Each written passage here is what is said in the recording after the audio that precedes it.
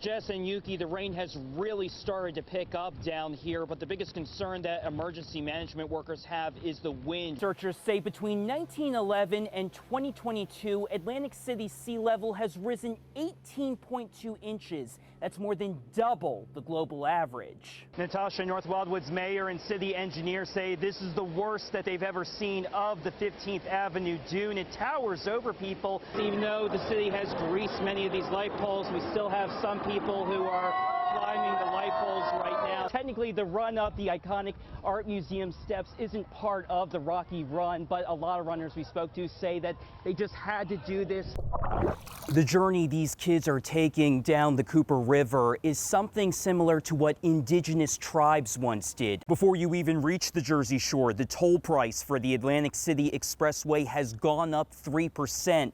Not to mention record high gas prices. What makes this storyline so emotional is any mother could relate to this, the toughness of this when it comes to both children competing against each other. They have an extensive archive, and we've linked to some of their older photos online at CBSPhiladelphia.com. And I know, Jim, you were just so excited wanting to ride that coaster. You know, rain is still steadily coming down, but the roads have been cleared up from all this floodwaters, particularly in the western part of the island. Earlier, the water here was at knee level. Well, Chris and his friends are enjoying the ride of their lives. We're just ripping around on our boogie boards, having fun. Anthony Juanillo's ride to work is a lot less fun. I didn't think it would be as steep because I saw a bunch of other cars pass through. But his car didn't make it. As we help move his car away from the road, Juanillo hopes other drivers won't make the same potentially expensive mistake he made. Don't go through it. Please don't. But as we were pushing his car, still more drivers tempted fate. It's just ridiculous. To the lowest, probably the lowest spot of the island. Richard Koff's lived here 15 years, and he says they get flooding like this at least once a year, and every time he says drivers don't learn their lesson.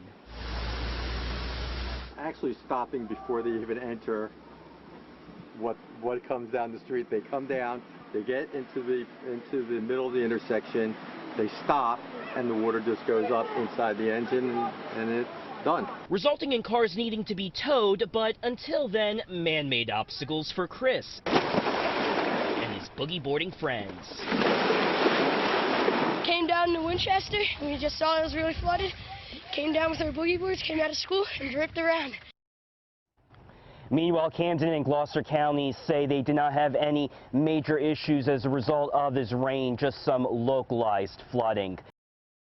Elsie Stevens hopes by seeing her tears, it will convince the 7 teenagers accused of beating and killing her brother to come forward to police.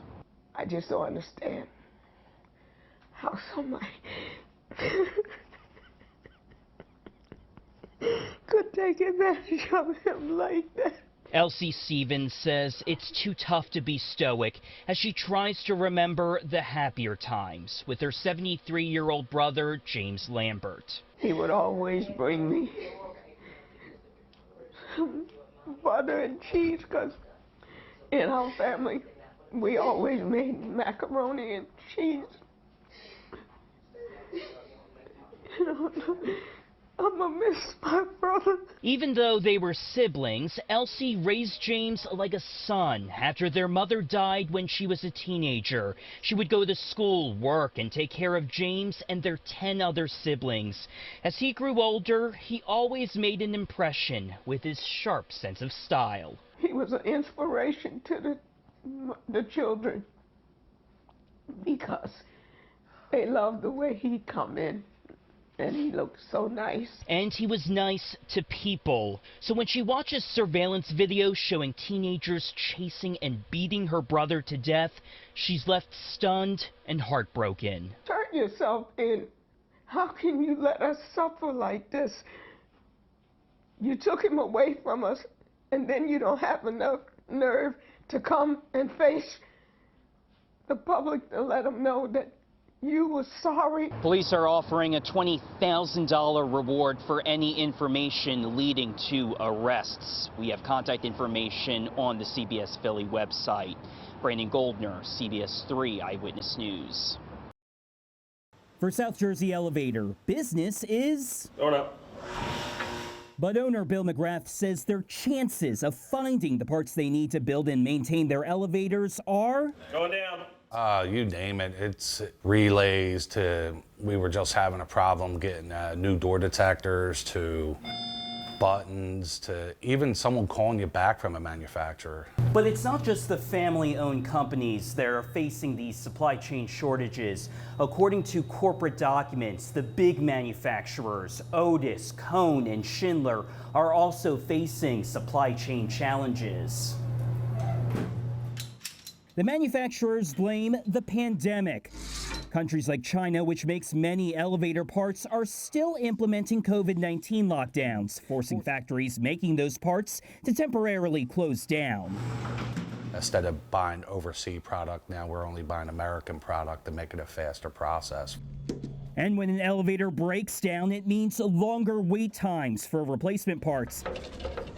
In just the last year, McGrath has hired someone whose sole job is to source equipment and parts. He's also working with other independent elevator installers to develop a bartering system for spare parts. A might have it and C might need it, but C has something that he needs. And that's how us as the independents have been surviving to keep our customers and our clients moving forward. Or perhaps, more appropriately, allow his customers and clients to continue. Going up. Going up. In Cherry Hill, Brandon Goldner, CBS 3 Eyewitness News.